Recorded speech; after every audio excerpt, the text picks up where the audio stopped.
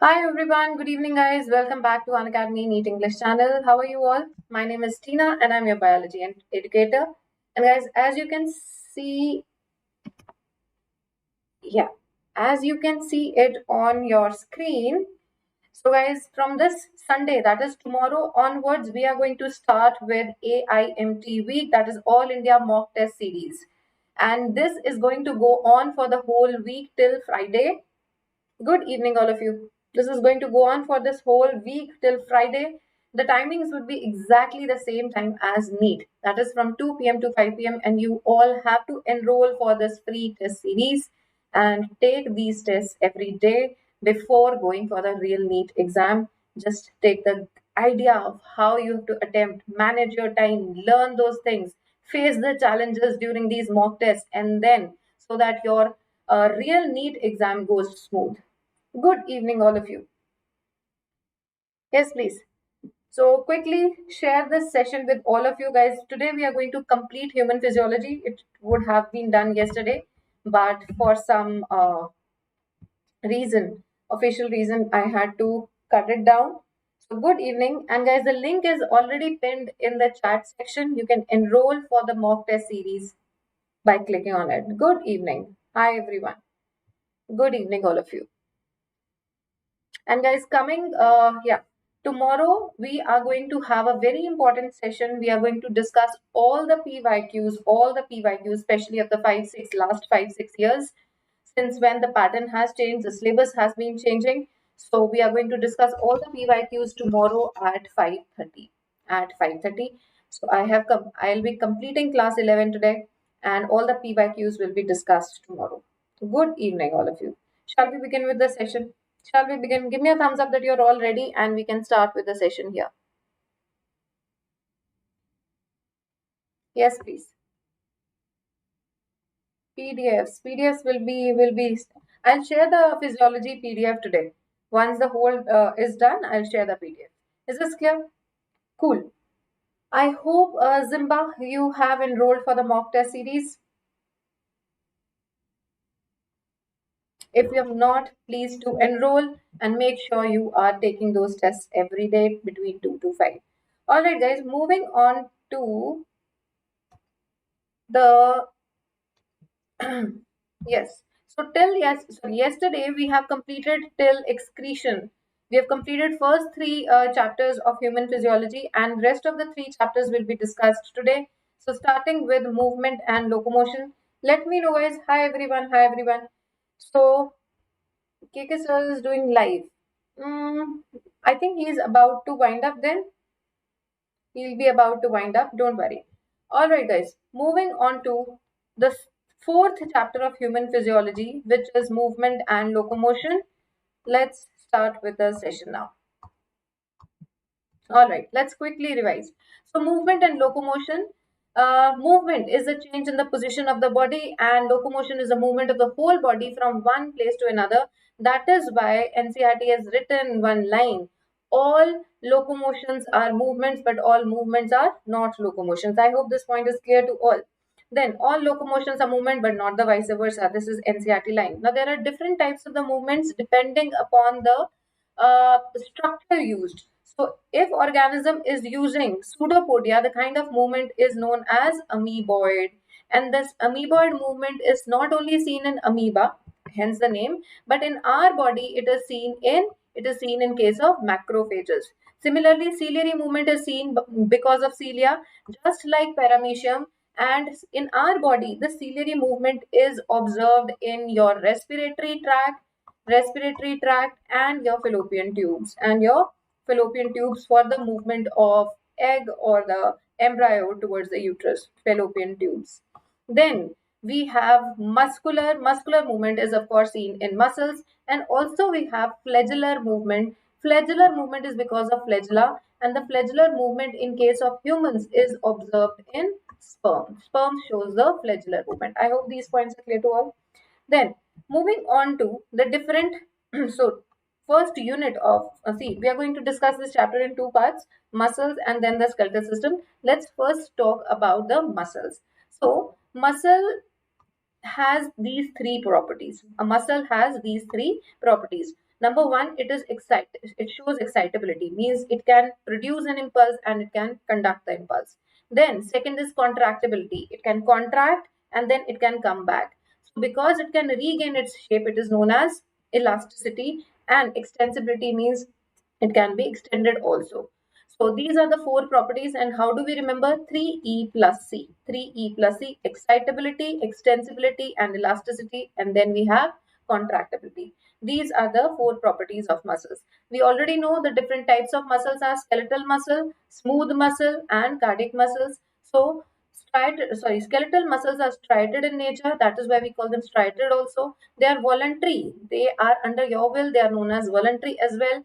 And they are known as skeletal because they are attached to the bones. So all your limbs bones are, all the muscles present in your limbs, tongue, all these are your skeletal muscles, right? Coming on to smooth muscles, they are non-striated, so they are known as non-striated, right? There are no striations, they are not under your will, so we call them involuntary. They're found in your visceral organs, so we also call them visceral muscles. They're found in the internal organs, your stomach, uterus, urinary bladder, all these organs have smooth muscles. Coming on to the cardiac muscle, they do show some faint striations. They are involuntary in nature. They are only found in heart and they are of branch type. While both skeletal and smooth muscles, they are unbranched. So we have read more about them in the chapter of uh, structure organization already. I have discussed the details and the differences. Is this clear? It's not a PYQ session, Arjun. PYQ session is going to be held tomorrow at 5:30, guys. And as well as I am already conducting question sessions on Unacademy app in special classes, which are absolutely free. So you should be taking those classes and discussing questions. See, there's a limitation why I'm not able to take these question rounds on YouTube, but I am already taking question based classes in special classes. So you should join that. Maximum time. Let's see. Let's see. Yes, guys. So this is the structure of muscle. Now starting with the muscle. If this is a muscle, now muscle has many muscle bundles. Every muscle has many muscle bundles. So this is muscle. And within the muscle, there are present muscle bundles. Bundles are also known as fasciculus, right? And inside the muscle bundles are present. Inside the muscle bundles are known as, inside the muscle bundles are present these muscle fibers. Is that clear?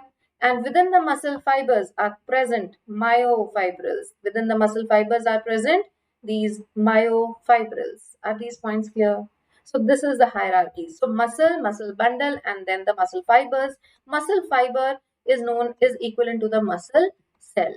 Is equivalent to the muscle cell. The muscle fiber will have myofibril. And then myofibril, see it is shown here, every myofibril will then, so this is the structure of muscle fiber. Muscle fiber will be made up of some filaments. It is made up of myofilaments. It is made up of myofilaments. So there are thick filaments, there are thin filaments, and they constitute a unit which is known as sarcomere. We'll be discussing all about it one by one. All about it one by one. So starting with the contractile protein. See what are myofilaments basically made up of? See, I've already told you this first is muscle, then within muscle we have muscle bundle, then within the bundles we have muscle fibers. Now we are going to talk about the skeletal muscle fiber. Skeletal muscle fiber is, as you know, multinucleated, peripheral nucleus, cylindrical, unbranched, right? Now within the muscle fiber, as I told you, there are myofibrils. Now myofibrils will be made up of myofilaments, right? And myofilaments are further made up of some proteins. They are made up of some proteins. And since these proteins are going to help in contraction, we'll call them contractile proteins. Are these points clear to all? Please let me know. Are these points clear to all? So the contractile proteins are of two types. One is the thin and then is the thick protein. So thin protein, which is actin, and thick protein is the myosin. Actually, these are the main proteins. Other than these also, there are other proteins present. For example, see, so here, okay, the green colored structures that you see in here, these are all actin filaments. These are the two, and there are two threads of actin. How many threads of actin? There are two threads of actin. Now, why do we call it F-actin? We call it F-actin because it is filamentous. It is filamentous. F stands for filamentous. And do you see that this filament is made of these small, small ball-like structures? Yes or no? Now, these balls-like structures are known as G-actin, globular actin. So, G-actin is a monomer while F-actin is the polymer form. And how many threads of F-actin are present? There are two filaments of F-actin. Is that clear? Two threads, and they're twirled around each other. Clear? Now, now please see. So this is one thread of F-actin. This is F-actin, and each circle represents the G-actin. Now, please see that on your F-actin, we have myosin binding sites. So, actin will have myosin binding site. It will have myosin binding site. Is that clear? It will have myosin binding site. Now, if the myosin binding site is just exposed like this all the time, then myosin can easily bind to it. Now, binding between actin and myosin means your body will always be in a state of contraction. Now, that is not supposed to happen. So, therefore, there is another protein called tropomyosin. Now, this red colored rope-like structure that you see in the diagram, this is the tropomyosin. And again, tropomyosin also has two filaments. So, there are two filaments of actin, two filaments of tropomyosin, and this tropomyosin is going to cover this myosin binding site like a tape. This is the tropomyosin. Are these points clear? And then at regular intervals, we have these small proteins, and these small proteins are known as troponin. These are known as troponin, and troponin comes, there are three subunits of troponin: TPI, TPM, and TPC. Is that clear? So you can remember it as MCI or Mike, whatever. Now, these three subunits of troponin. So together, these three proteins will make the thin filament. Together, these three will make a thin filament. But which of them is the most important protein, which is that is actin? Is that clear? Now, talking about the thick filament. Thick filament is made up of myosin. Thick filament is made up of myosin. Now, myosin is again a polymer. Now, the diagram being shown here is not really of myosin, it is of the single unit, which is meromyosin. So, two meromyosins are being shown here. So, similarly, 100, 200 units of meromyosin will twirl around each other and form a thick filament called myosin. Now, the point is, this meromyosin has three parts. See here, it has three parts. This structure is known as head, this portion is known as arm, and rest of the portion is known as tail. Is that clear? So, head, neck, head, arm, and head. Are these points clear? Now, on the head, guys, there are present two very important locations. There are present two very important sites. One is the actin binding site, and it has ATP binding site. So, see, actin has myosin binding site, right? But myosin head will have actin binding site. So, they're in the opposite manner. Then secondly, there is ATP binding site which will bind with ATP. So muscle contraction is going to be an active process, and for that we require ATP which will bind onto this point. Are these points clear to all? Now, I told you that these myofilaments, they are going to be present in a certain way to form a unit of contraction which is known as sarcomere. The functional unit is known as sarcomere. Now, here in the structure, you see these Z-shaped lines, these zigzag lines, they are known as Z lines. Z does not mean zigzag actually. It comes from a German word which means in the end of, right? So these two Z lines. So between these two Z lines lies our sarcomere. So see what is present between the sarcomere. Now, these purple shaped structures that you see here, these represent the thick filament. These represent the thick filament. Is that clear? So as far as this thick filament is present, this portion is going to be known as dark band or A band.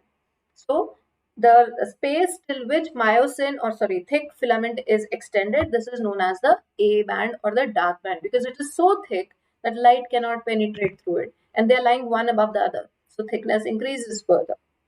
Is this clear?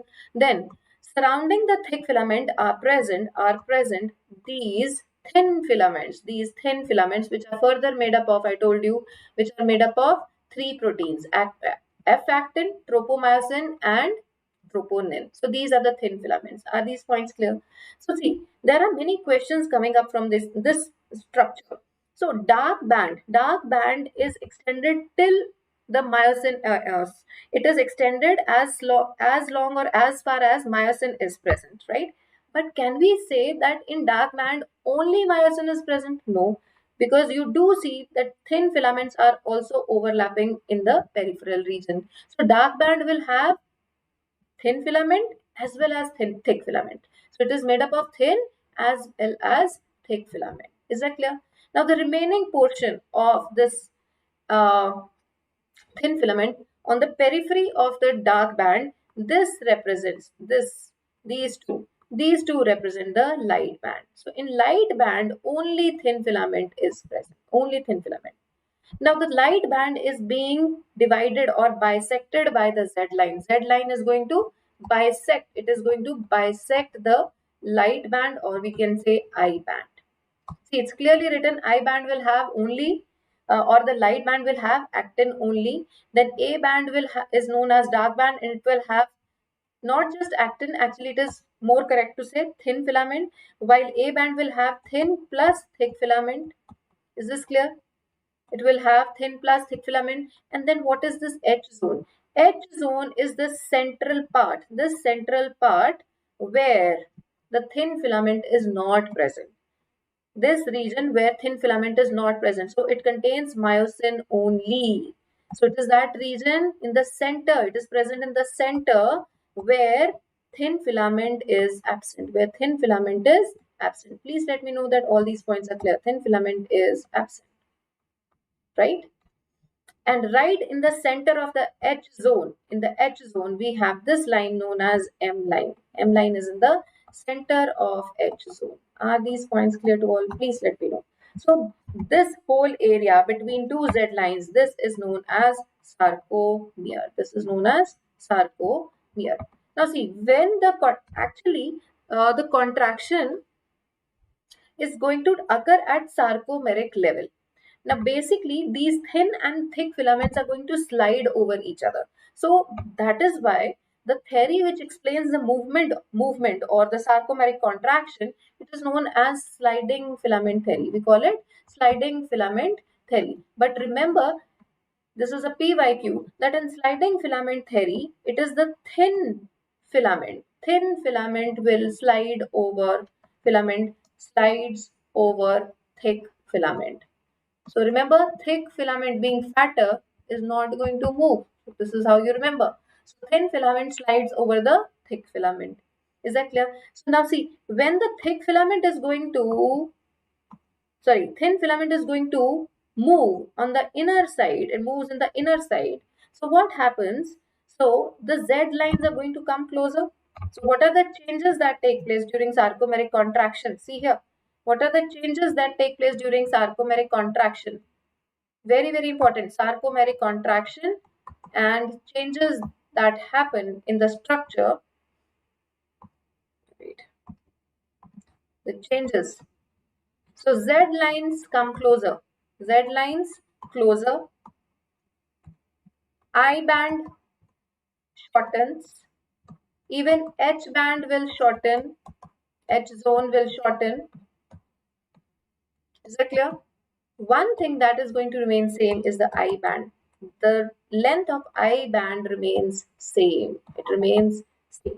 So these are the important changes that you must remember which take place during the sarcomeric contraction. Is this clear? Now, how does the whole muscle contraction take place? See, I already told you this is explained by sliding filament theory, right? So first of all, of course, the muscle, for the muscle to contract, impulse has to reach.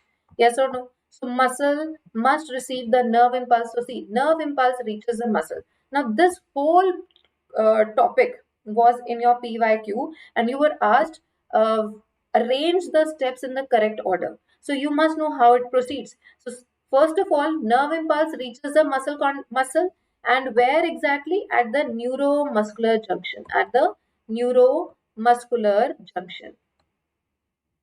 Right, this is where nerve impulse reaches, and then calcium ions will be released from the sarcoplasmic reticulum. These calciums will bind with troponin, which will cause tropomyosin to shift, and then myosin head will bind with the actin.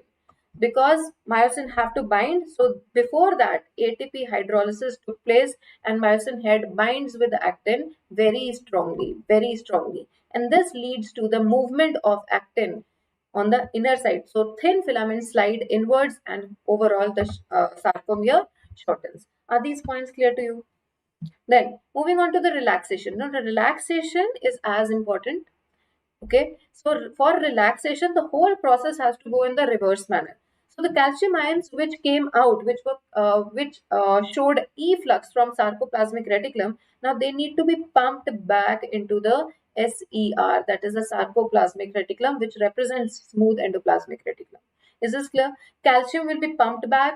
Then tropomyosin will also cover the myosin binding sites. Cross bridges will break, and this will lead to relaxation. And see, during contraction, there was hydrolysis of ATP. Hydrolysis of ATP means ATP broke down to form ADP plus IP. But during relaxation, it is the regeneration of ATP that takes place. Regeneration of ATP takes place.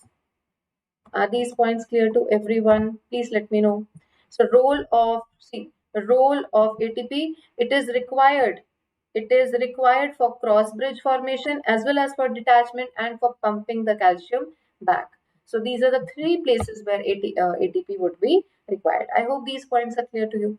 Now moving on to the second part of this chapter, which represents the skeletal system, and what are the functions: support, protection, movement, hemopoiesis, and mineral storage. Now we know that human skeleton has how many bones? 206 bones.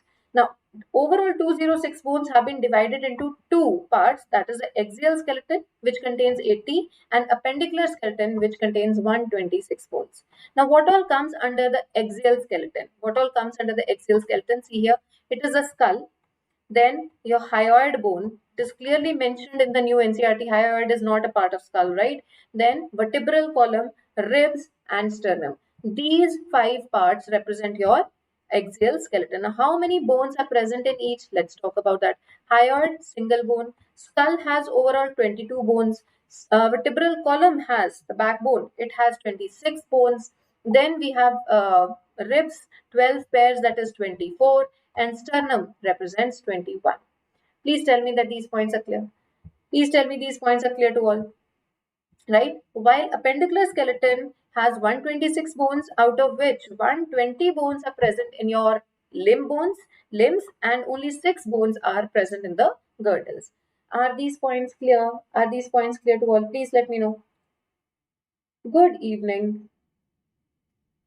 Such a long hello. All right, Queen, I will keep myself hydrated. Now, coming back to the topic, guys, we'll start first with the axial skeleton. And as I said, axial skeleton has different components. The first component in the axial skeleton, is the skull. So see, skull is further differentiated into cranium and the facial bones. Is that clear? Now, cranium is the brain box. So it protects particularly the brain box. How many bones are present in cranium? 8. Facial bones are present in this area. So there are 14 bones in the face. So 22 bones constitute your skull. Are these points clear? Now, out of these 8 bones, let's see which are the 8 bones. So in the front, for forming your forehead, is the frontal. Then your temporal. Behind frontal, we have parietal. Even going back, on the dorsal side, we have occipital. So we have one frontal, we have 2 temporals, 2 parietals, and 1 occipital. And then we have sphenoid, which forms a base. Also, the ethmoid.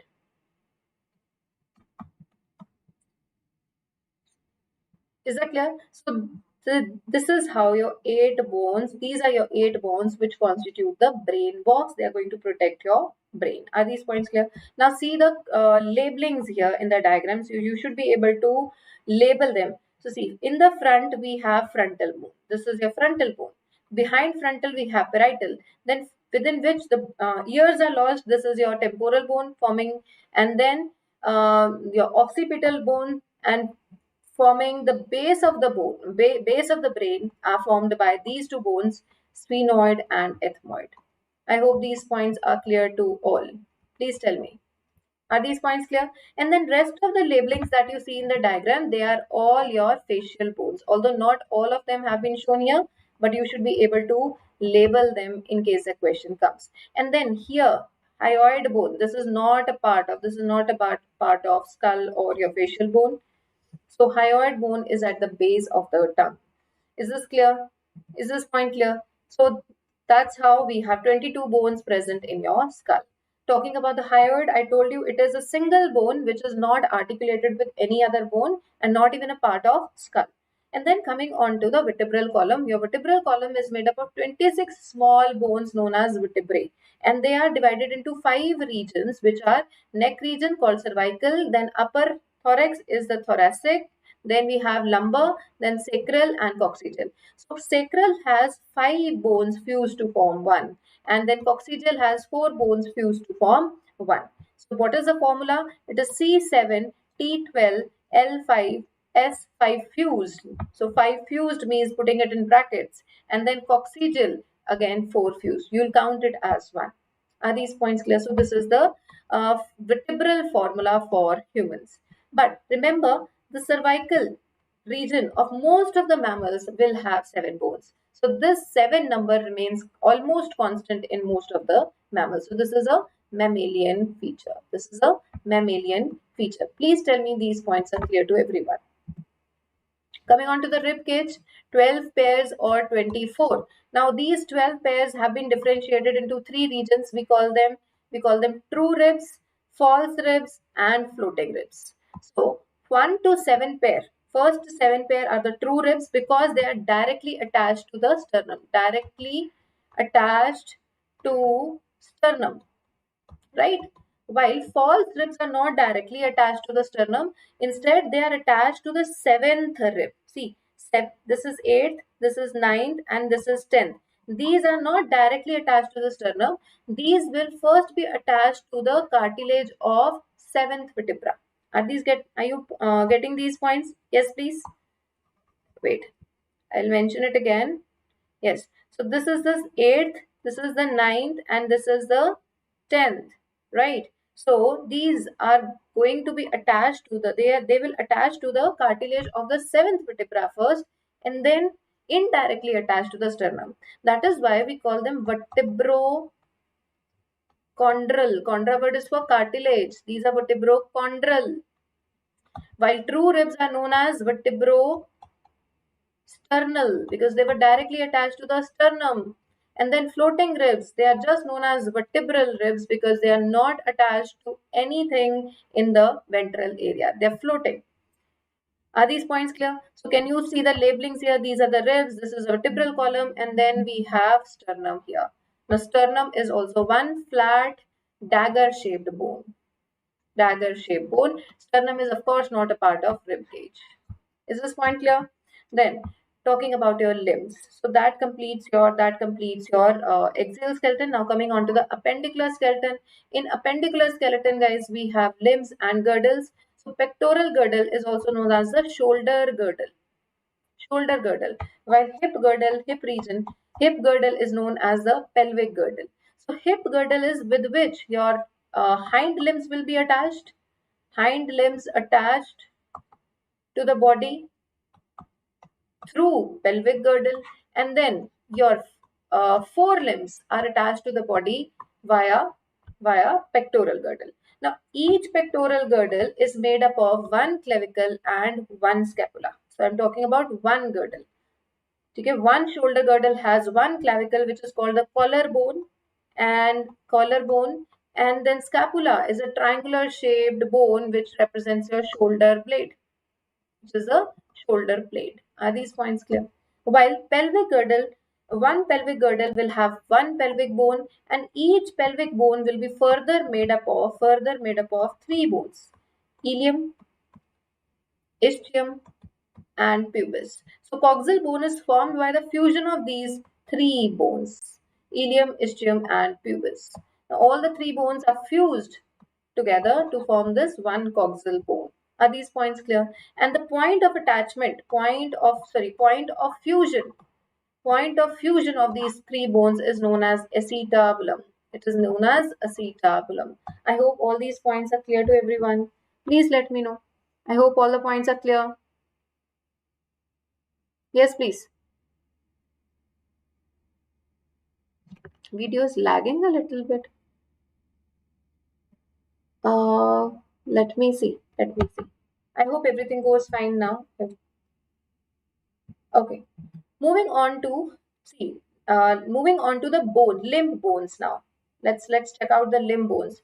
So first of all, we have humerus. So this is a bone of the upper arm. This is a humerus. Then we have radius. We have ulna. We have carpals.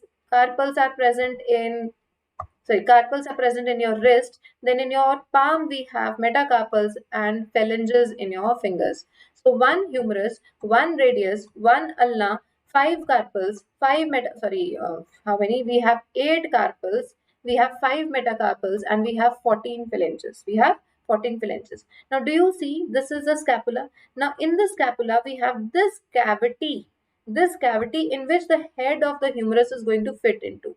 This is the head of the humerus, right? Head of the humerus is going to fit into this cavity, and this cavity is known as glenoid cavity. This is known as glenoid cavity. So humerus is going to fit into scapula through within glenoid cavity and form a ball and socket joint, right? Now similarly, we have these hind bones, your hind limb bones. So the thigh bone, the thickest and the strongest and the longest bone, which is femur. Then we have in between patella, which represents your kneecap. See, we don't have a separate, we do not have a, yeah, it's lagging a little bit.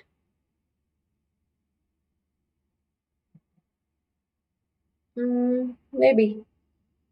Let's just go on, guys. Let's not stop. I don't want to cut the session today. Let's go on. It's lagging. Both the sessions are lagging. Then, guys, I am so sorry. I can't help this. Maybe it's on the. It's not on my end. It's the problem is not on my end, I guess. Anyways, let's continue. Let nothing stop us. Okay. So we don't have a separate bone in the elbow region, but we do have a separate bone in the knee region. So this is the kneecap.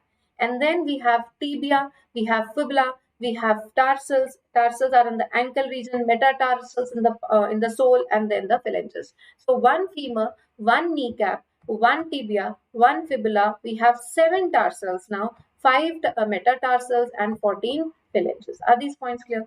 Now see, just like your hind limb was attached to the main body through scapula, similarly your forelimb was attached to the main body through scapula. Your hind limb will be attached to the body through coxal bone. And do you see ilium, ischium, and pubis? These three bones will fuse to form what? Your coxal bone. Is that clear? Now the place where the three bones are getting fused, this is known as acetabulum, and that is where the head of the femur will fit into. Is this point clear? Now very important, very most important thing in this chapter is joints. Most important thing. So what are joints? This is a point where two bones are joining. So point of articulation between two bones. Is it clear? Now we have in all three different types of joints: fibrous, cartilaginous, and synovial joints. So fibrous joints are totally immovable, and because there are collagenous fibers in between. Now examples are sutures. Sutures are the joints between your cranial bones. Is this clear? Then cartilaginous bones, they are slightly movable because of the presence of cartilage. It's not as hard, but it allows some movement. Now for example, it is pubic symphysis. Pubic symphysis is a joint between two coxal bones, symphysis. And then we have the joint between the vertebrae. So intervertebral. So between the vertebrae, we have cartilaginous joints. Is that clear? It is a cartilaginous joint. Are these points clear? And then the most important of these all, which allow free movement, are the synovial joints. Why free movement? Because there is a fluid present. Now these are the different types of synovial joints. These are the types of synovial joints, and these will allow free movement. These will allow free movement. Let's first discuss the ball and socket joint, where movement is allowed in all the directions. So we have a shoulder joint, and we have a shoulder joint and a hip joint, pelvic joint. Is this clear? Then talking about hinge joint, where movement is allowed only in one direction, we call it elbow joint and the knee joint. Elbow joint and knee joint. Is this point clear? All right. Coming on to pivot joint. Pivot joint is present between atlas and axis. See, atlas is the first vertebra and axis is your second vertebra. So this allows this movement. Is it clear? Now, gliding joint is in your wrist as well as in your ankle. So where the bones, they are going to slip against each other or glide against each other. Are these clear? Even your this movement between your sternum and your clavicle is also gliding joint.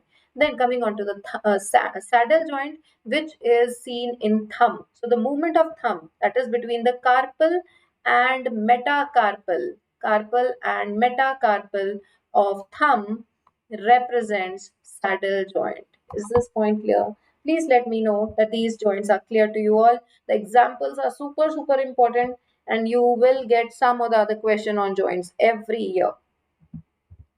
Now, last not the least, we have disorders, guys. Disorders. The first disorder is myasthenia gravis. Now, myasthenia gravis is an autoimmune disorder.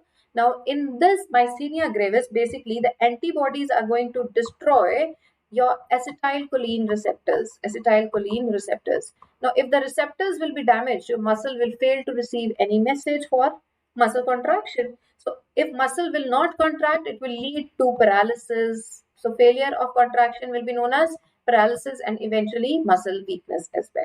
Is this clear? So, Y-shaped molecule antibodies, they destroy ACH receptors. I hope these points are clear. Then moving on to the dystrophy, muscular dystrophy. See, muscular dystrophy is a genetic disease.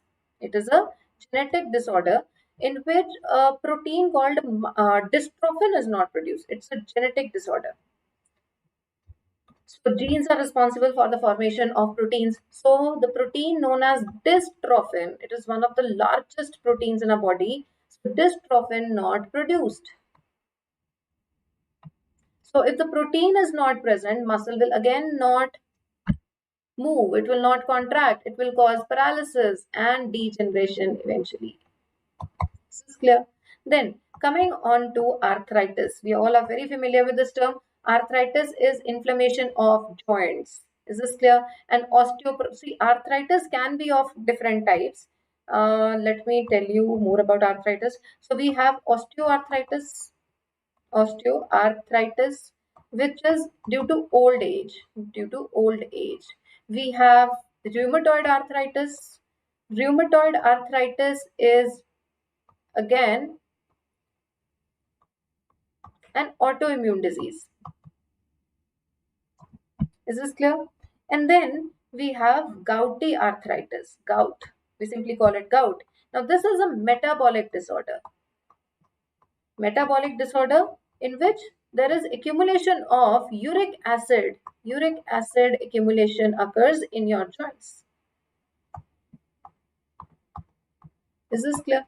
So there are three types of arthritis. And then last not the least, we have osteoporosis, which is decrease in the bone density. And why does it occur? It occurs because of low calcium, which is further because of low estrogen. So once the females enter their menopause age, estrogen level falls and so does calcium, and it leads to osteoporosis, decrease in bone density. So the bone is easily prone to getting, it is prone to getting easily fractured. Is this point clear? So guys, we are done with the first chapter of the day, but fourth chapter of human physiology. I've already completed rest of the three chapters yesterday. Radhe Krishnan, we'll do that. Yes, please. This is a complete NEET English channel, guys. Okay. All right. All right. Moving on to the next chapter. Moving on to the next chapter, that is neural system. So neural system and your chemical control, endocrine system, these are the two systems involved in maintaining control and coordination of the body. So it controls and coordinates body, and it represents a fast communication system, while the endocrine system will be a slower communication system but will have long long lasting effects. Is that clear? Now, components of the neural system, number one is your central nervous system, which consists of your brain and spinal cord. Are these points clear? Then we have peripheral nervous system, which represents the nerves surrounding these central nervous system. And then we have autonomic nervous system, which consists of the structures, all the nerves which are present around the involuntary organs, present in the involuntary organs. These are the three different dimensions of your nervous system, starting with central nervous system. As said, central nervous system constitutes of brain and spinal cord. Now both. So first, let's talk about brain here. The brain is protected by skull, particularly cranium, which is made up of just read 8 bones, right? Then beneath the skull are present three-layered meninges. Now, meninges are again, as said, three-layered. So let's learn the name. Dura mater on the outer side. In the middle, we have arachnoid, and towards the brain, we have pia mater. So you must learn the names in the order. So we learn it as DAP. Learn it as DAP. So outer we have skull or cranium, then we have DAP, and then comes the real brain. So pia mater is in contact with the brain surface. It is in contact with the brain surface. Are these points clear? And then there are spaces in between them. There are spaces in between dura mater and arachnoid and pia mater, and even within the brain there are four spaces, four ventricles, which are all filled with cerebrospinal fluid, and these fluids will also give some or the other kind of protection, like of course they will provide buoyancy, they'll act as a shock absorber. So all the three structures are giving protection. Are these points clear to all? Now, moving on to the first part. See, first let's talk about the parts of the brain here. Parts of the brain. So, brain is divided into three major regions, which is forebrain, midbrain, and hindbrain. Is it clear? Now, forebrain is further made up of the largest part, which is known as cerebrum, made up of cerebrum. Second part would be diencephalon. So forebrain has number one cerebrum, second is diencephalon, and the third part would be olfactory lobes. These are the three components of forebrain. This is clear. Talking about the cerebrum first of all. See, cerebrum is the largest part. It is further divided into two hemispheres, which are known as cerebral hemispheres. Cerebral hemispheres are further connected. They are connected through corpus callosum.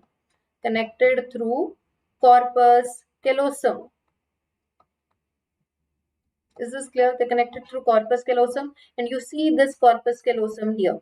This is the corpus callosum. Corpus callosum connects the cerebral hemispheres on the inferior side, or you can say the posterior side. Is it clear? And it is only found in the mammalian brain. It is a band of nerves. Now, the overall, the outer area of cerebrum will be known as cerebral cortex, which represents the gray matter, and the inner one will be white in color. Now it is white because it is made up of medulated axons. While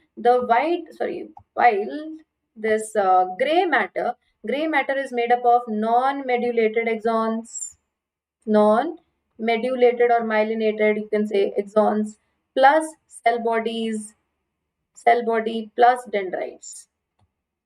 So these are the three components of gray matter. The three components of gray matter would be the non-myelinated axons, cell body, and dendrites, while white matter will contain only the myelinated or medulated axons. Are these points clear? Now, further adding to this, what NCERT said, that cerebrum has three types of areas. One, sensory area, then we have motor areas, and then connecting the two, we have association areas. So these are the three regions, three areas present in the cerebrum. Now, what are the functions performed by them? Thinking, memory, intelligence, all the voluntary actions are controlled by cerebrum. Then, talking about diencephalon, the second part is diencephalon. Diencephalon is further made up of number one, thalamus, number two, hypothalamus. Although we do have other parts also, epithalamus and subthalamus, but NCERT doesn't talk about it. So let's restrict ourselves to NCERT here. So thalamus are again two in number. They're two in number, round bodies or oval bodies, and they act as relay stations. So the messages will be received and conducted further from this place. This acts as a relay station. Then third, talking about the hypothalamus. Now hypothalamus is basically a connecting link. It connects your nervous system, with endocrine system. Nervous and endocrine system. See here. Now, what are the nervous roles that endocrine or which hypothalamus plays? And later we'll talk about the endocrine role played by hypothalamus. First of all, the nervous role. See, it controls the body temperature. Hence, it is known as the thermoregulator or thermostat. So maintaining 37 degrees Celsius, no matter what outer temperature is, the function of hypothalamus. So for that that is why it has hunger center also, thirst center, sweating center, shivering center. Everything is controlled by hypothalamus because all these processes are directly or indirectly related to temperature regulation. Then also it is a site for controlling the sexual desire. Controls the sexual desire. So these are the nervous roles played by hypothalamus. Now, if we talk about the endocrine, then it forms hormones. It forms hormones. Which are hormones? Releasing hormones, inhibitory hormones, and then we know there is oxytocin, as well as ADH, antidiuretic hormone. All these hormones are coming from hypothalamus. So yes, it links the endocrine system with your nervous system. Are these points clear to all? Please let me know. Then talking about the midbrain. So we have already discussed we have discussed the forebrain. We have talked about cerebrum, we have talked about diencephalon, and yes, little bit about your olfactory lobes. Wait a second. There are two in number and they are related to the sense of smell. So if the olfactory lobes are well developed, so sense of smell will be as developed. Are these points clear to all? All right.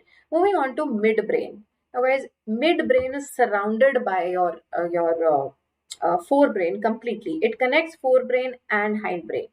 And then there are two main things. There are visual and they control visual and auditory reflexes. And for this, we have four optic lobes. Which are performing these functions.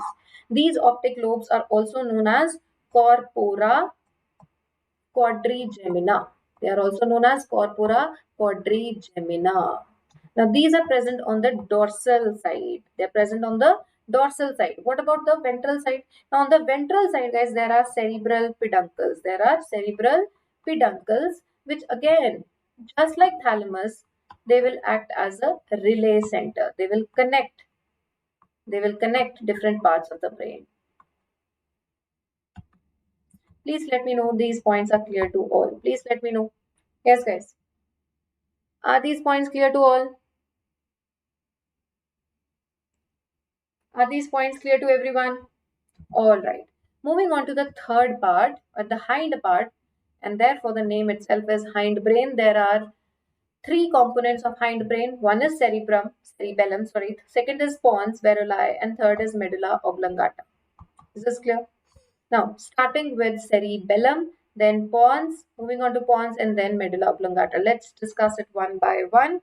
So, Cerebellum is the second largest part of the brain, second largest part. And what is the function of cerebellum? It controls your body balance and posture and coordinates the movements, right? This is a function of cerebellum. Now, just like cerebrum, cerebellum also has two cerebellar hemispheres. It is also made up of two hemispheres. And these two hemispheres are connected by worm-like structure known as vermis. So connected by vermis. So since the structure of cerebellum is very similar to cerebrum, that is why the name cerebellum. Cerebellum in some other language means just like cerebrum, right? So see, both cerebrum and cerebellum will have a rough surface. There will be lots of convolutions, it is highly folded. Particularly your cerebrum, the cerebrum is highly folded. It is highly folded surface, highly folded, and the folds are known as convolutions. And what is the purpose of folding, of these foldings? To increase the surface area, to accommodate large number of neurons. Is this point clear? Are these points clear to all? Moving on to the second part of hindbrain, which is pons. We call it pons varolai. Now, pons varolai has a center for regulating the respiration. There are two centers. We call it pneumotaxic center and apenistic center. And I've already discussed in the chapter of breathing and exchange of gases. Yes, we have already discussed that pneumotaxic center reduces the duration of inspiration. So this is an important PYQ, and rest all the PYQs will be discussed tomorrow at 5:30 p.m. So don't forget to join me in tomorrow's session, guys. And all the question practice is already going on live in the special classes. So just download the app and attend all the classes. Are these points clear? All right. Then moving on to the third part of hindbrain, which is medulla oblongata. Medulla oblongata is meant for controlling all the involuntary actions like breathing. Breathing is controlled by both pons as well as medulla oblongata. Then heart rate, vomiting, right? All and vasomotor center. Vasomotor means whether the blood vessels will dilate or they will constrict. It is regulated by your medulla oblongata. So these were the functions of the brain, different parts and the functions of brains. Please let me know that these points are clear to you. Now, there is an important line here in NCERT called brain stem. So what is brain stem, guys? Brain stem is made up of two components. One is midbrain and hindbrain. Now, I have written this because of one PYQ. But if we speak exactly as per NCERT, brain stem is made up of midbrain and just two components of hindbrain, which is pons varolai and medulla oblongata. So please note that cerebellum is not a part of brain stem. Is that clear? It is not a part of brain stem. Please let me know that these points are please let me know all the points are clear. Yes, please.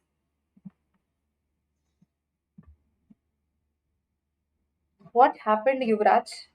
What happened? What's making you so anxious?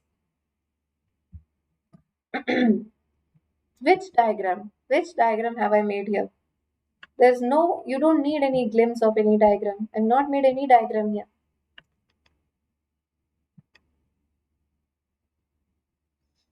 Are these points clear to all? Please let me know. And guys, we move on to the second part of central nervous system, which is your spinal cord. Now, spinal cord is basically the posterior part of medulla oblongata. So it extends from medulla oblongata, and now just like your brain needed some protection, your spinal cord also needs as much protection. It is protected by the vertebral column. It is protected by the vertebral column. So your vertebral column has a canal which is known as, it passes through the neural canal. It passes through the neural canal. So for example, this is your vertebra, and your vertebra has this canal, central canal, which is known as neural canal, through which the spinal cord is going to pass through. Is that clear? Also, Just like brain, your spinal cord is also covered by the same meninges, the three meninges: duramater, arachnoid, and pyometer. There are these three meninges. So we have vertebral column and we have three meninges, exactly like in brain. Are these points clear to all? Please let me know. Then functions of spinal cord, conduction of impulses and reflex actions are majorly controlled by spinal cord, but not altogether. Now this diagram is very, very important. It shows the pathway of reflex action. See, so for the reflex action, there has to be a stimulus first of all. So this is the stimulus. Let's say this is a knee jerk. This is a knee jerk reflex. So when we hit on the knee, suddenly, so the receptors present, see, stimulus receptors present in the muscle spindle will generate the impulse, and this will be carried further through the afferent pathway to the dorsal root ganglia and enter into the spinal cord. Is this clear? Now, from the spinal cord, the message will be brought through the motor neuron, goes into the afferent pathway, and through motor end plate, it enters into the muscle. So, just remember that any pathway, see, just a second. What is the pathway? So stimulus is taken to the central nervous system or spinal cord. So central nervous system through sensory neurons. Through sensory neuron, we can also call it afferent neuron. Afferent neuron.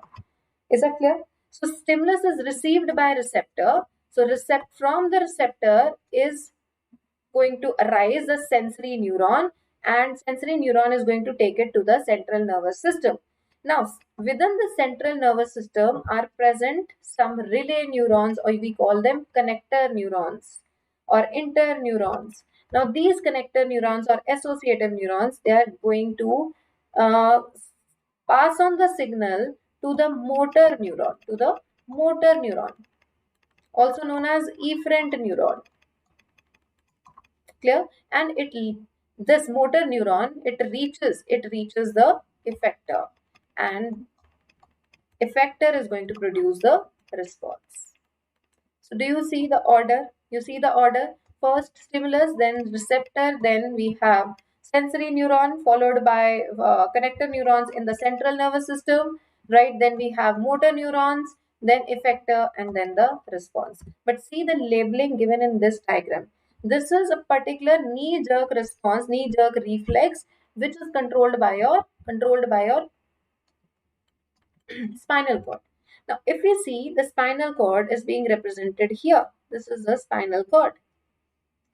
Now, guys, in brain there the outer part is gray matter and inner part is white matter. While in case of spinal cord, we have white matter on the outer side and gray matter on the inner side.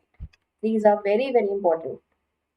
So you should be able to label these things. And see, your sensory and your motor neuron are connected by interneurons. We have different names for these. Is this point clear? Then, alright, you will get the notes. Now talking about the neuron as such, the cell, which is the structural and functional unit of this whole system, consists of three parts: cell bodies, dendrites, and axon. So basically dendrite comes first, then the cell body, and then the axon. Are these points clear? So we know the structure, and there are three different types of neurons. I've just told you. One is sensory, which carries message from sense organ or receptor to central nervous system, be it brain or your spinal cord. Then those which carry message back from central nervous system to the body, that is particularly to the effector region, which is going to show response. Those neurons are known as motor neurons, and those which connect these two, present between the sensory and motor, and they are found in the central nervous system. These are known as interneurons. Are these points clear to all? Please let me know. Okay, then what is a myelin sheath? We all know myelin sheath is a lipid-rich layer. Now, in case this lipid-rich layer is present, and since it is lipid-rich, it will appear whitish in color. These are formed by Schwann cells. Now, the place where myelin sheath is absent, nodes of Ranvier are present, and nodes of Ranvier are formed where myelin sheath is absent, But remember, Schwann cell is still present at node of Ranvier. Schwann cell present. So these are the points that I wanted to highlight. So what is the significance of myelin sheath? So the neurons which have myelin sheath seem to show increased speed of impulse conduction. Now, impulse reaches from one node of Ranvier to the another node of Ranvier, which is known as saltatory conduction. Are these points clear? Let's jump on to the nerve impulse transmission, guys. Very, very important topic. So first of all, when the muscle has not, when the muscle has not received muscle or not muscle, when the neuron has not received any stimulus, that neuron is said to be at rest. So see, we have resting axon here. Why resting axon? Because there is no stimulus. So resting means there is no stimulus. Now the resting membrane is also polarized. It is also polarized. See here, the resting membrane is also polarized. So resting because there is no stimulus yet. And why do we call it polarized? Because across this membrane, the two poles have been developed. So the resting membrane is the polarized membrane. It is negative on the inside and positive on the outside. How negative? Minus 70 millivolt on the inside. Now remember that the resting membrane is always more permeable. It is more permeable to potassium ions. These are the quick points that you must take along. Is this point clear? So see, so sodium is trying to diffuse in, potassium is trying to go out, but then there is the sodium potassium pump functioning. This is the sodium potassium pump. Now, since it is a pump, it is going to use ATP. At the expense of 1 ATP. See here, at the expense of 1 ATP, it is going to move 3 sodium out and 2 potassium in. So these are the things you must know about. The resting membrane or the polarized membrane. Then comes the next step, that is when the stimulus arrives. Now when the stimulus is going to arrive,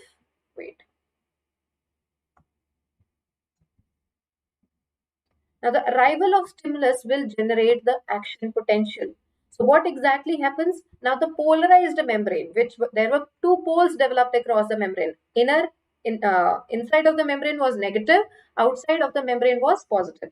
Now as soon as the stimulus arrives, see here, when the stimulus arrives, the poles across the membrane are going to change. So the inner side will become positive and the outer membrane, see, the inner membrane will become positive. It will become positive on the inner side, and on the outside it will become negative. So since there is reversal of these poles, we call it depolarization. Now why does this depolarization occur? Because of the influx of sodium ions. So the membrane, now this membrane is known as depolarized membrane. This part is known as depolarized. The depolarized membrane is more permeable to sodium ions. These are the quick points that you have to take along in your NEET exam. Are these points clear? So more permeable to sodium ions because of sodium influx. Is this clear? That is why we say there is sodium influx, right? And then how positive does it become on the inner side? It becomes plus 30 millivolt. Here we have minus 70 millivolt, while at the arrival of stimulus it becomes plus 30. Now once this potential is achieved, suddenly the potassium channels will open and now potassium will start going out. So potassium efflux will take place. Now efflux means it will go out and this will lead to repolarization. So when the positive charge is going out, the inner side of the membrane will again become negative. So the portion which became positive earlier now will restore the originality of the membrane. Now this is known as repolarization because it has become polarized again. Please let me know that these points are clear. Are these points clear to all? So is this is how this wave of depolarization keeps on moving from one place to another, and this is called conduction. Now once it reaches the end of the neuron, which is called the axonal ends, okay, so once the impulse reaches the axonal ends, now it has to be transferred to the next neuron, and that's where synapse comes in. So synapse is known as the junction between the neurons. Okay, well, it's written already. So it is known as junction. It is the junction between the two neurons. Now the point is that the two junction can be of two different types. Sorry, the junction can be of two different types. This is neuron 1. This is the dendrite of neuron 2. Okay, this is the dendrite of neuron 2. Now there is a possibility that there remains a gap in between the neuron 1 and neuron 2, and this gap will be known as synaptic cleft. Cleft means gap. Now, if there is a synaptic cleft between the two neurons, then the message transmission from one neuron to another neuron will occur by the help of a neurotransmitter. Now, since there is a neurotransmitter involved, such junction will be known as chemical synapse. So, what are the three components of any synapse? We have three components. Number one, the membrane of the neuron 1, this is known as presynaptic membrane. This is known as presynaptic membrane.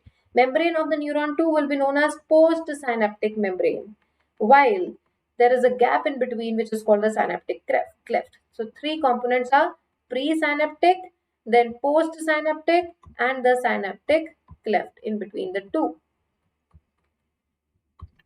So any synapse will have these three components. Now talking about the chemical synapse, as I said, since there is a cleft in between, now the cleft has to be covered up by the help of, so this gap has to be covered up by the help of what? The neurotransmitter. There are different types of neurotransmitters: acetylcholine, serotonin, dopamine, and so on. And remember, there is always unidirectional transmission of impulse. So how does the impulse flow? Let's see here. See, the whole process and the sequence is given here, which is important. So action potential reaches the axon terminal. So when the action potential reaches here, that means the outside membrane becomes negative and the inner becomes positive. In that case, calcium channels are going to open. So calcium channels will open and calcium is going to move inward, calcium influx. Now this calcium will cause the vesicles to release. Calcium will bind with the vesicles, and these vesicles will fuse with the plasma membrane and release the neurotransmitters here. So the neurotransmitter is getting released here. Okay, so when the neurotransmitter is released here in this space is known as synaptic cleft. This space is known as synaptic cleft. These neurotransmitters are going to bind with the receptors present on the postsynaptic membrane. So do you see, this is the postsynaptic membrane, while this is the presynaptic membrane. Clear to all? And in between the space is called the synaptic cleft. Now there's a line in NCERT that the receptors of neurotransmitters are present on postsynaptic membrane. So this has receptors for all the neurotransmitters. So once the neurotransmitter binds with the neuroreceptors, this triggers a signal in the postsynaptic membrane or the neuron, and the message gets conducted to the next neuron. Are these points clear? Are these points clear to all? Then moving on to the chemical synapse. So this was the chemical synapse. As far as electrical synapse is concerned, guys, in electrical synapse there is a gap junction. Now gap junction is going to connect the two neurons directly. So see, this is one neuron, this is the dendrite, and in between there is this gap junction. So basically the two neurons will behave like one neuron. So message will flow, or the wave of depolarization will flow along the gap junction to the next neuron. So of course, since there is no neurotransmitter involved here, so the transmission of impulse across the electrical synapse is going to be faster. It is going to be faster. Are these points clear? Now, moving on to the action reflex. Reflex action. Reflex action has already been discussed. The pathway which is followed is known as a reflex arc. It is a pathway, and already told you the pathway as well. So receptor will send message to the sensory neuron. From sensory neuron, it will enter the central nervous system, processed, and message will come back through motor neuron and reach the receptor, which will show the response. And what is the reflex action? It is always quick. It is always automatic. It is spontaneous. And we have discussed the whole pathway as well. Please let me know that these points are clear to you all. Moving on to the diseases of nervous system, we have Alzheimer's, which is a progressive degeneration of brain cells, which results in memory loss and confusion, followed by Parkinson's disease, in which there is degeneration of the neurons, and then epilepsy. You can just skip it. Are these points clear to everyone? Moving on to the last chapter of physiology, guys, we have endocrine system, or the chemical control and coordination. Now, in neural control, we saw that the control was very quick, but it was short-lived. But now in endocrine, the chemicals secreted will have long-lasting effects. It will involve some chemicals. These chemicals are known as hormones. They will be secreted not as fast as the neurotransmitters, except in few cases, but the effect will be longer lasting. Now, the glands which produce these hormones are known as endocrine glands or the ductless glands. Now, since they don't have a duct, so hormones are directly poured into the blood. Now, what is the definition? They are the non-nutrient chemicals. They act as intracellular messengers produced in very small amount and act on the specific target organs. Are these points clear to all? So these are the different glands present in the body. You should be able to label them as per given in NCERT. Now, talking about the first gland here, which is the super master gland. So see, we have read about hypothalamus in previous chapter also, and now we are going to discuss more about this because it has dual role. It has neural role as well as endocrine role.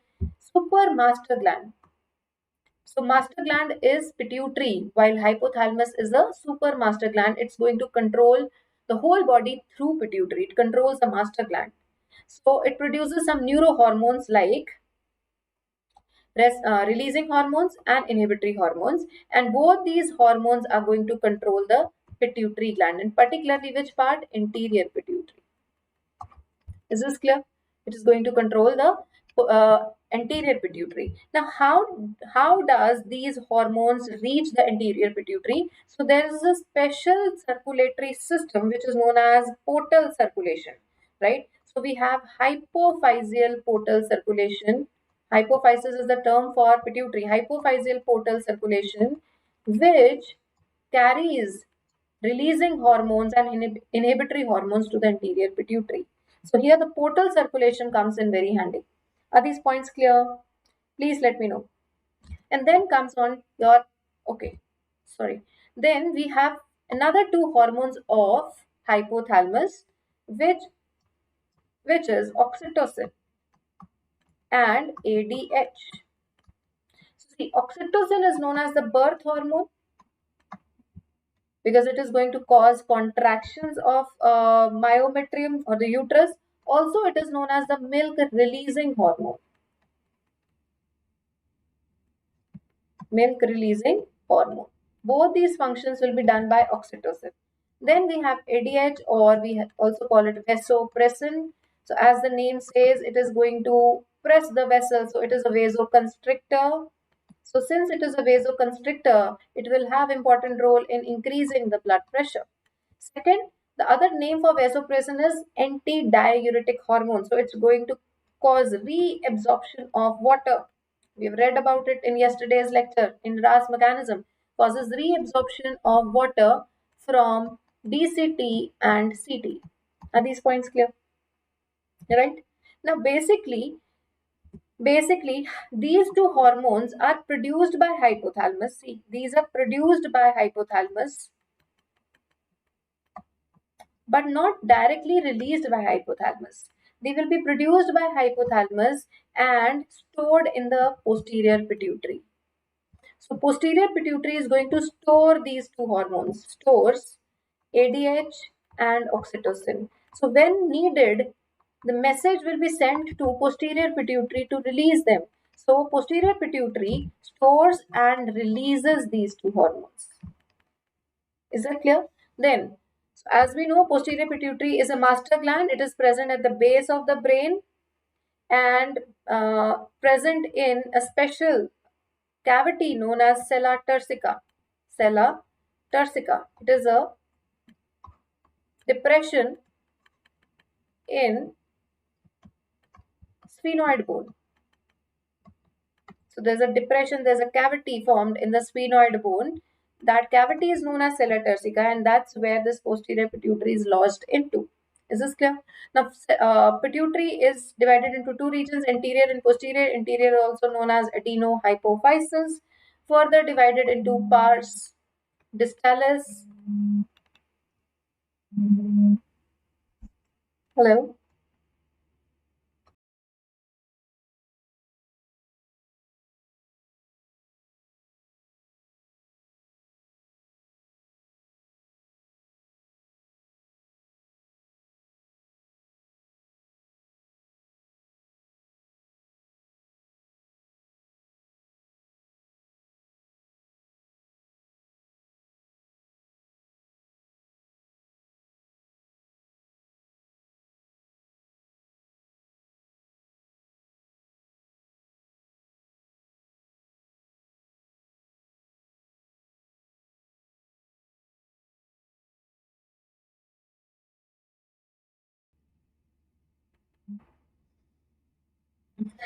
All right, guys. Let's quickly complete this. So the two parts of anterior pituitary, that is adenohypophysis, are pars distalis, and then pars intermedia. Intermedia. Now, this neurohypophysis of posterior pituitary is also known as pars nervosa. Now see, the anterior pituitary or the pars distalis region actually produces lots of hormones like growth hormone, right? Then TSH, thyroid stimulating hormone, ACTH, right? Then it has gonadotropins, which are FSH and LH, and prolactins. All these hormones are produced by anterior pituitary. Now, for all these hormones, there are some releasing and inhibitory hormones. So, all these hormones are produced because there is a releasing hormone, GnRH, coming from hypothalamus. So, TSH is being produced because there's a hormone coming from hypothalamus, TSH, RH, and so on. So, for every hormone produced by pars distalis, there is a releasing as well as an inhibitory hormone sent by the hypothalamus. Are these points clear? So, these are the hormones I just discussed, which are secreted by anterior pituitary, and posterior pituitary does not produce any hormone. It only stores and releases these hormones, releases these two hormones. Are these points clear? Then talking about the pineal gland is present on the dorsal side. It is present on the dorsal side of the brain, and it is known to produce this hormone called melatonin, which regulates the circadian rhythm, the biological clock, or the sleep wake cycle. Sleep wake cycle. Are these points clear to all? So this is the pineal gland. Then talking about thyroid gland produces these three hormones actually, T3, T4, and it produces TCT, known as thyrocalcitonin. Is it clear? Thyrocalcitonin is known to lower the calcium level, lower the blood calcium level. That is why thyrocalcitonin is called the hypocalcemic hormone. Hypocalcemic hormone.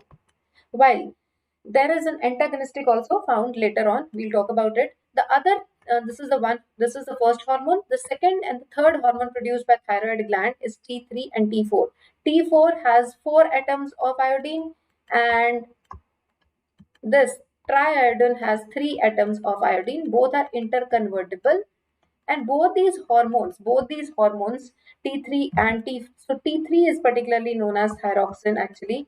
So This is known to regulate the metabolism, growth and development, breathing rate, your heart rate.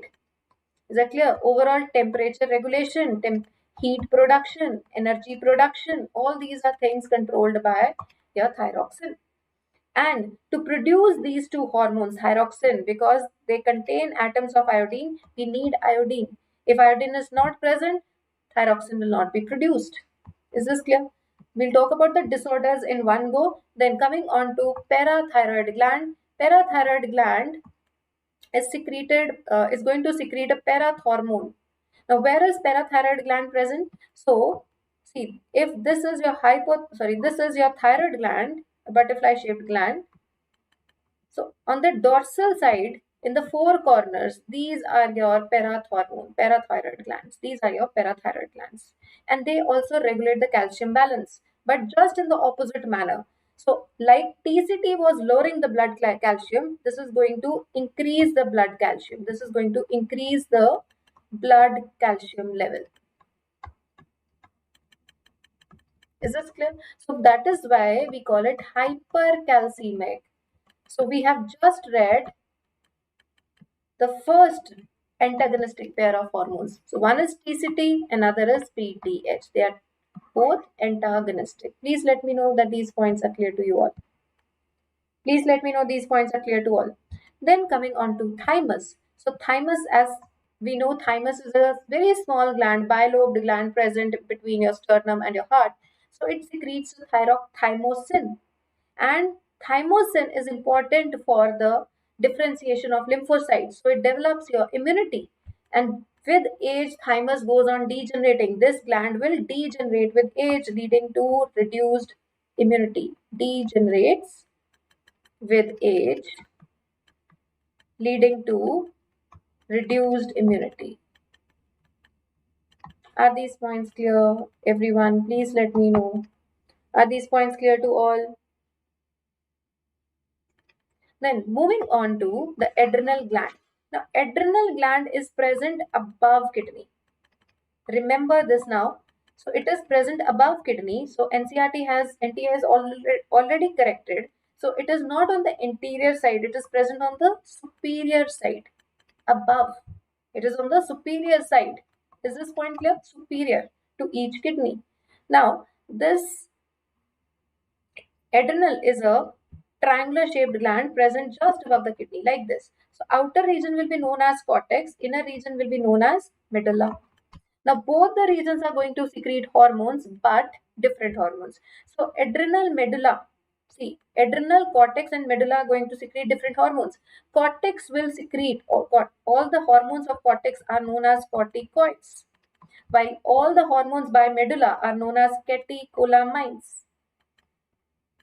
As the name says, these are amino acid derivatives, and coids, these are the steroid derivatives. Are these points clear?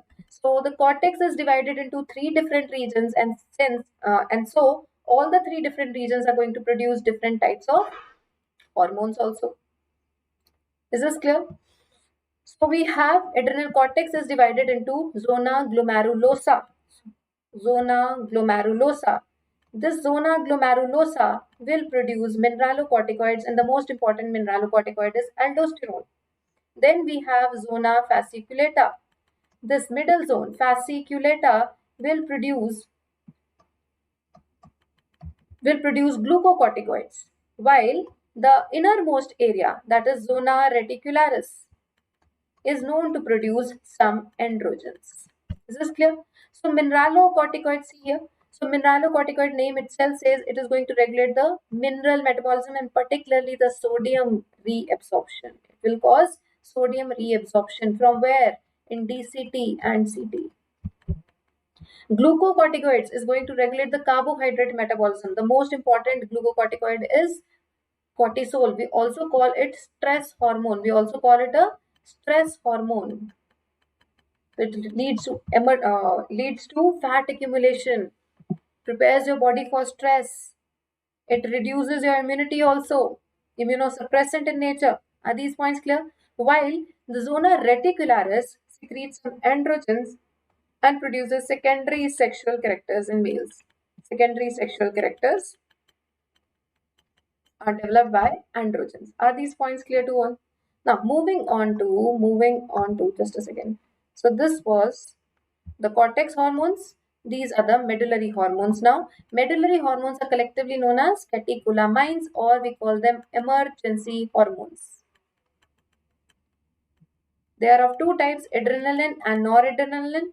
Okay, we call it 3F hormone, fear, fight and flight. So in times of fear, fight or flight, adrenaline and noradrenaline are produced. They are emergency hormones. Are these clear? So fight and flight response is generated by them.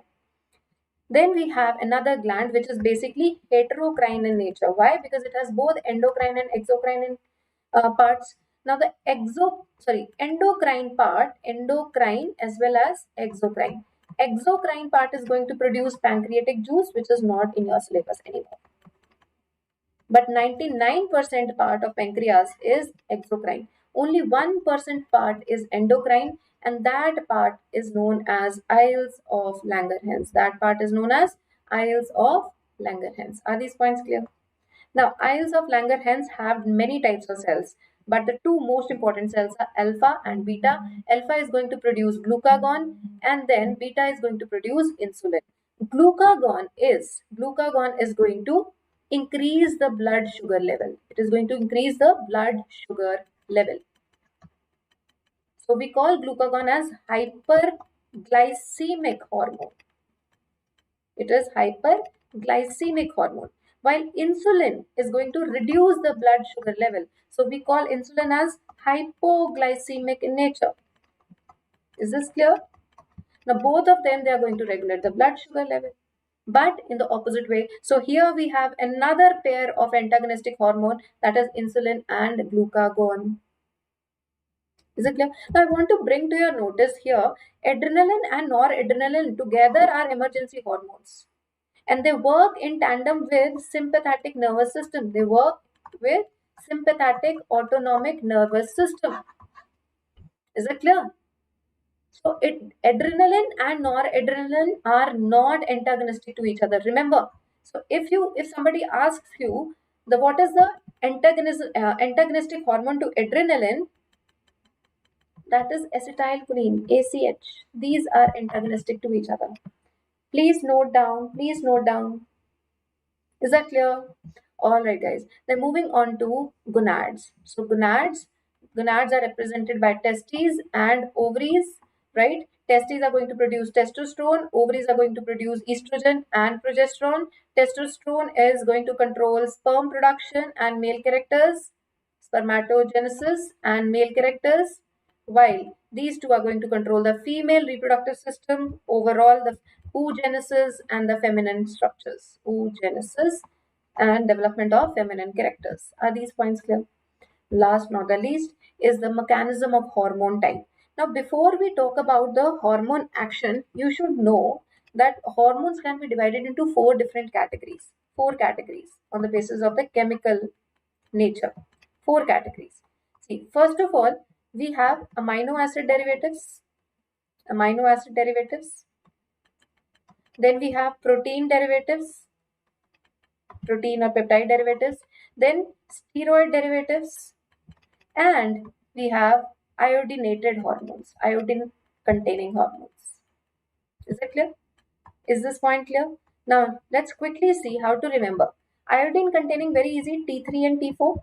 Steroid containing is top, testosterone, estrogen, progesterone, and then we have cortisol, top C. Can you remember top C? All the corticoids. So we have testosterone, we have estrogen, we have progesterone, and C stands for all the corticoids. So top C is a steroid, group of steroid hormones. Is that clear? All right. Now, what about amino acid derivatives? We have two amino acid derivatives. One is adrenaline and second is noradrenaline. Rest all the hormones will come under protein. Those secreted by hypothalamus or pituitary or pancreas, all are going to come under the protein derivative hormones. So it's very easy. So you learn iodinated, easy, T3, T4. You learn steroid by top C. testosterone, estrogen, progesterone, and corticoids. You learn amino acid derivatives, adrenaline and noradrenaline, and leave all the rest in the protein category. Now, why did I tell you? Because from here, learning the mechanism gets even easier. So these two hormones, amino acid derivative and protein derivative hormones, they will have extracellular receptor. Remember, they will have extracellular receptor, that is on the membrane. They have membrane bound receptors. They have membrane bound receptors. Is this clear? While for steroid and iodinated, there are intracellular receptors. And where are these exactly present? These receptors are present in the nucleus.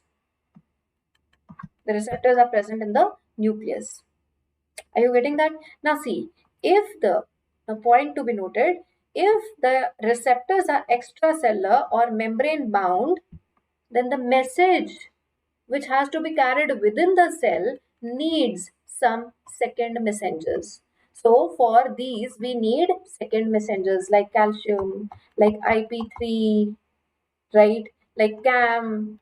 So we need secondary messengers for the functioning of these hormones. While steroid hormones and iodinated hormones, they act directly on DNA because the receptor is present within the nucleus. So it will directly cause genetic changes.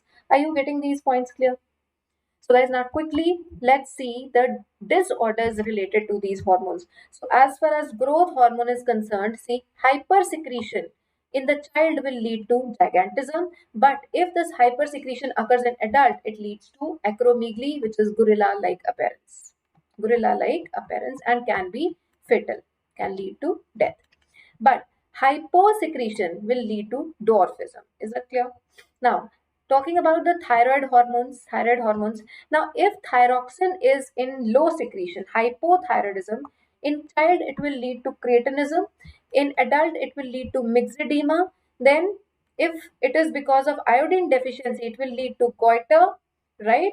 So, there are three. So, this is hypothyroidism as well. So, goiter in case of iodine deficiency, cretinism if the mother is deficient, if the pregnant mother has low thyroxine, then the child will suffer from cretinism. What happens in cretinism? Cretinism, low IQ, so mental retardation, low development, sexual infertile. So it is infantile sterility. Are these points clear? Yes. Myxedema is in case of adults.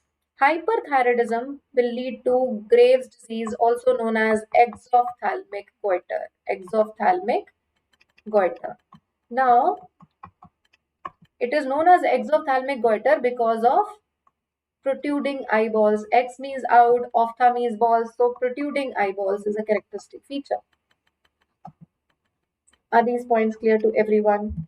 Moving on to the next disease, which is because of abnormality of pancreas, a disturbance in the functioning of pancreas, which is called diabetes mellitus, leads to insulin deficiency. Therefore, the high sugar level. Therefore, high sugar level in body. Is this clear?